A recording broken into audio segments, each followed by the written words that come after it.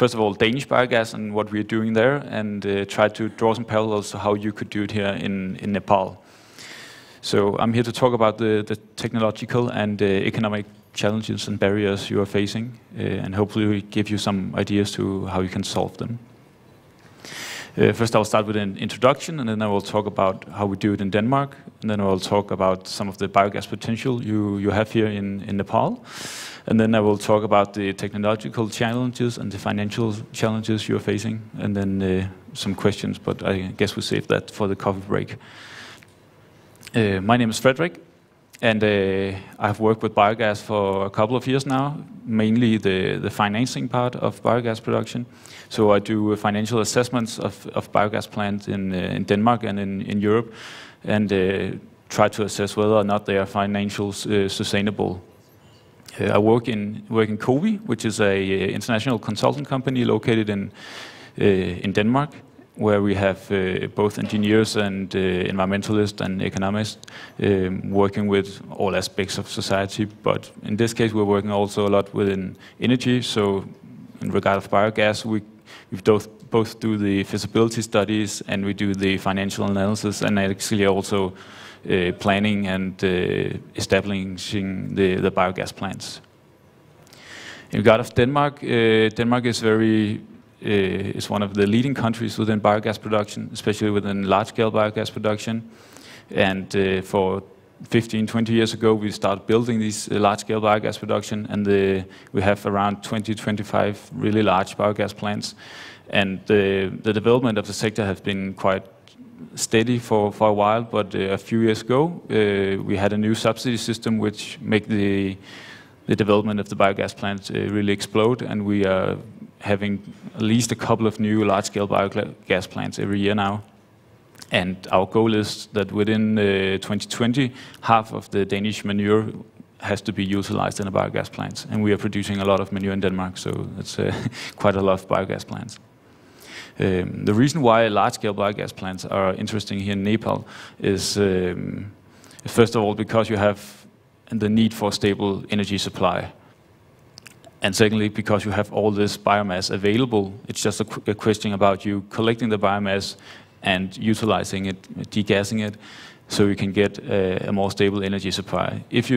Even though instead of just using the biogas for cooking and heating, you actually produce energy, you could feed the biogas energy into the electricity grid and help overcome the power shortages and actually improve the electricity supply as you have it now. So that's why we are talking about large-scale biogas production. This is a Danish biogas plant with an annual input of 170,000 tons, mainly manure, about 90% manure, and then some sludge and organic waste for the rest. And this is not even one of the biggest biogas plants. This is one of the old ones. The new biogas plants that are being built now are actually up to 500,000 tons a year.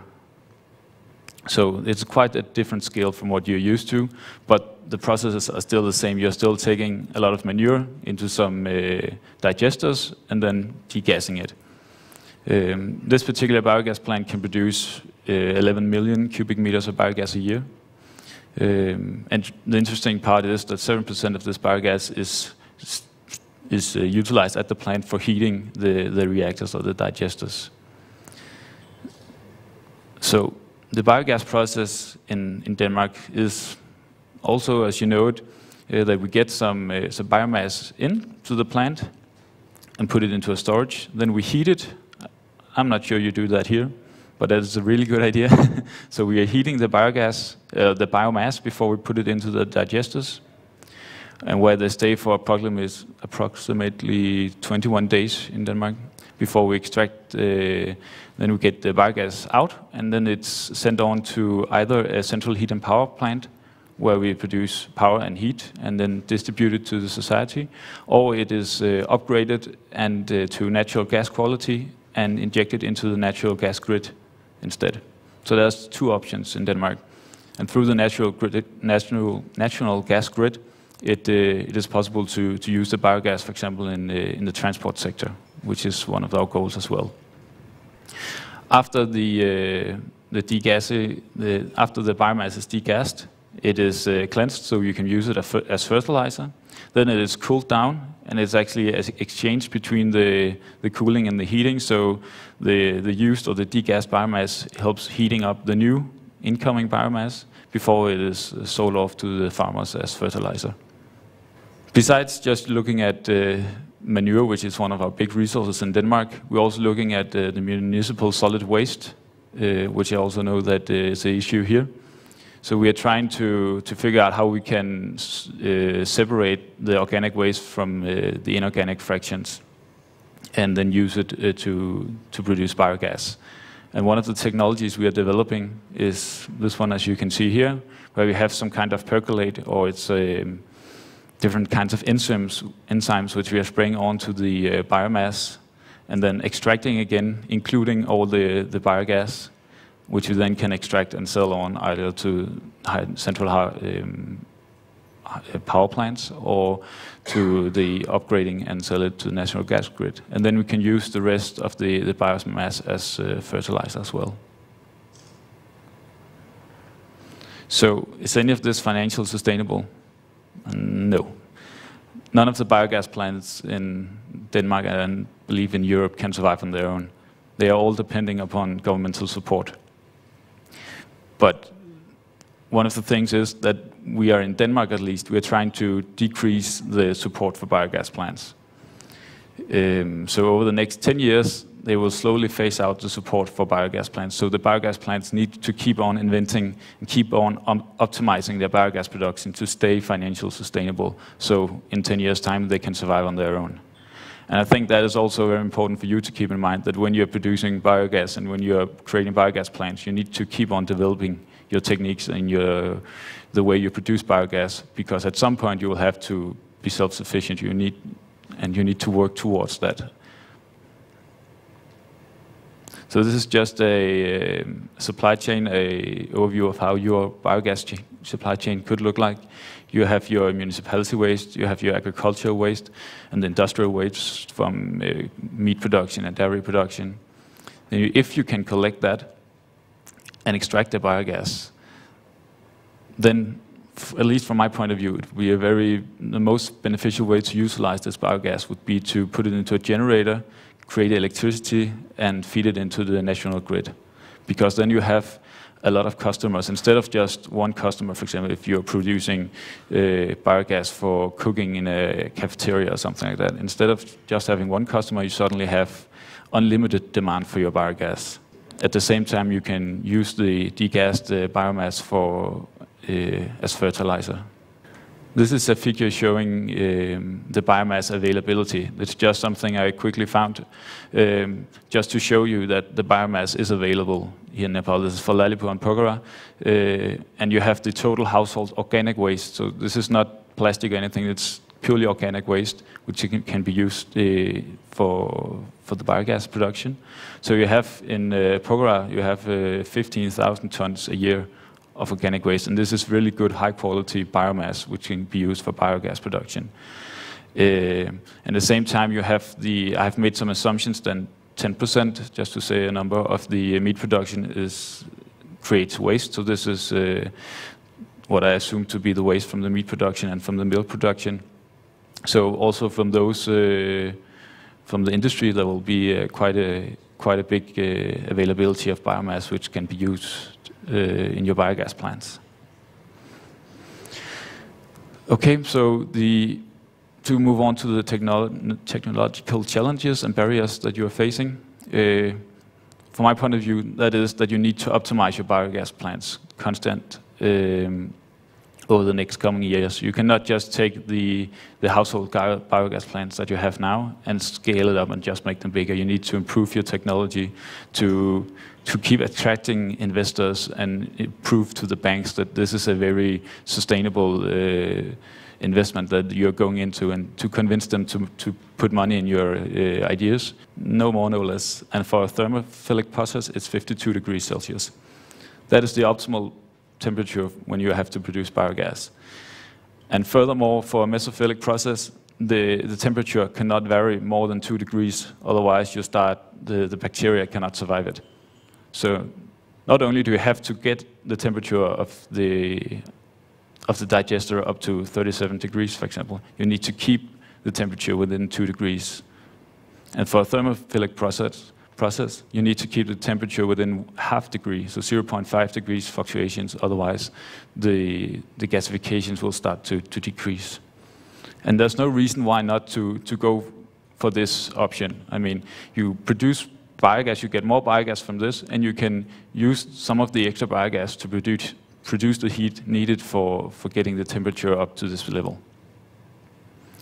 Furthermore, you need the right acidity, you need the right pH value, and as we heard earlier, was it human waste, it was 7, I think, around 7.2, yeah, and for manure, for example, it's 8. So you need to know which type of biomass input you have, and you need to measure your pH values in your manure or in your biomass to keep optimizing the process. Furthermore, with the dry matter content, it is important to have a high dry matter content, but it can also be too high. So you need to be aware of all these things to optimize your process all along. And furthermore, you need to mix your biomass for avoiding layers to form, so you need to keep stirring it around. Otherwise, you once again would diminish your production of biogas. This is some relatively easy points to address, and the payback is really good, and you will really optimize the output of your biogas production. So the technologies exist and the know-how exists. It's just a matter of telling you guys about how we're doing it in other countries, and you being willing to try to adapt to new technologies. One of the things I mentioned is that is the feed into the national grid. If you try to generate electricity and sell your biogas-based electricity to the national grid. And this is some of the barriers I have come up with. For example, you need to invest in the equipment that can align your frequency with the national grid, the frequency in the national grid. You need to invest in a power line to the national grid, to the nearest transformer. And who should do that, and how it should be done, we don't know, but it's something you need to figure out, and you need to create some kinds of a framework for this. Also, what are the tariffs? What should you be paid? Is there any minimum size for renewable energy tie-in to the grid? So there's a lot of aspects that you need to clarify before you can move on with this. But that has to be done from a more general perspective. And then some of the financial aspects of financial barriers to biogas production. For the Danish Energy Agency, I've developed a biogas model looking at the finance of biogas plants. So looking at whether or not a specific biogas plant is financially sustainable. And that's what you need when you want to go out and attract investors, or when you want to go to a bank and say, I want to loan money for this biogas project. You need to prove that you have a financially sustainable project. So this model takes the biomass input. I have no idea actually how what a typical biogas plant looks like in Nepal, because it's much smaller than we're used to in Denmark, but now you're trying to scaling it up. But I have taken here a biogas plant with 750 tons a year, with different manure input and municipality waste input, just trying to calculate how much biogas is produced. When this is done, you have to, in the model, assess what are the prices for biogas and what are the subsidies and so on, before you can move on and put in the investment cost and the running cost, the operation cost and everything, so you can estimate what are your annual cost of running this biogas plant. At the same time, you have your input, your biogas production, and you have your subsidies and your price for your biogas, so you can calculate a net cash flow over a long period of time. And this is for a Danish or at least with the loan opportunities and stuff like that is the same as in a Danish biogas plant. So it's not adapted completely to Nepal, but you can see here that within 16 years, the net present value of this investment has come above zero. So in 16 years' time, this is a good investment.